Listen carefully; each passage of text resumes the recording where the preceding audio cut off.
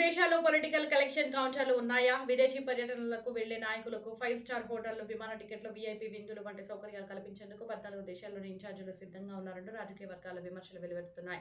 స్థానికంగా చందాలు సరిపోవడం లేదనే కారణంతో విదేశాల్లోనూ ప్రత్యేకంగా కలెక్షన్ కౌంటర్లు ఏర్పాటు చేస్తున్నట్టుగా ప్రత్యర్థులు ఆరోపిస్తున్నారు. విదేశీ పర్యటనల సందర్భంగా ఖర్చుల కోసం ఆయా దేశాల ఇన్ఛార్జీలకు టార్గెట్లు పెట్టి మరీ నిధులు సమకూరుస్తున్నారనే విమర్శలు వినిపిస్తున్నాయి. విదేశాలకు వెళ్ళినప్పుడు 5 స్టార్ హోటళ్లు, ఫ్లైట్ టికెట్లు, వీఐపీ విందులు చూసుకోవడానికి 14 మంది ఫ్రీ ఈవెంట్ మేనేజర్లు సిద్ధంగా ఉన్నారు వంటి విమర్శకులు వ్యంగ్యాస్త్రాలు సంధిస్తున్నారు. అయితే ఈ ఆరోపణలకు సంబంధించిన వాస్తవాలు ఏమిటి? నిజంగానే విదేశాల్లో రాజకీయ నిధుల సేకరణ జరుగుతుందా, లేక ఇవి కేవలం రాజకీయ విమర్శలేనా అనే అంశంపై స్పష్టత రావాల్సి ఉంది. సంబంధిత వర్గాల వివరణతోనే పూర్తి వాస్తవాలు వెలుగులోకి వచ్చే అవకాశం ఉంది. విదేశీ పర్యటనలపై జనసేన ప్రశ్నలు. విదేశీ పర్యటనలకు వెళ్లే నాయకుల కోసం 5 స్టార్ హోటళ్లు, విమాన టికెట్లు, వీఐపీ విందులు ఏర్పాటు చేసేందుకు 14 దేశాల్లో ఇన్ఛార్జీలను నియమించారా అంటూ జనసేన నాయకులు ప్రశ్నిస్తున్నారు.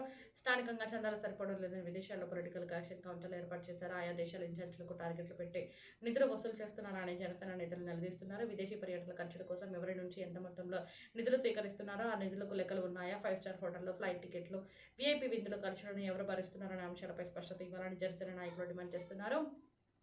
14 దేశాల్లో ఇన్ఛార్జీలు ఉంటే వాళ్ళు పార్టీ కార్యక్రమాల కోసమా, లేక విదేశీ పర్యటనల కోసమా కలెక్షన్లు చేయడానికా అంటూ జనసేన శ్రేణులు ప్రశ్నిస్తున్నారు. ఈ ఆరోపణలపై సంబంధిత వర్గాలు స్పష్టమైన వివరణ ఇవ్వాలని జనసేన నాయకులు కోరుతున్నారు.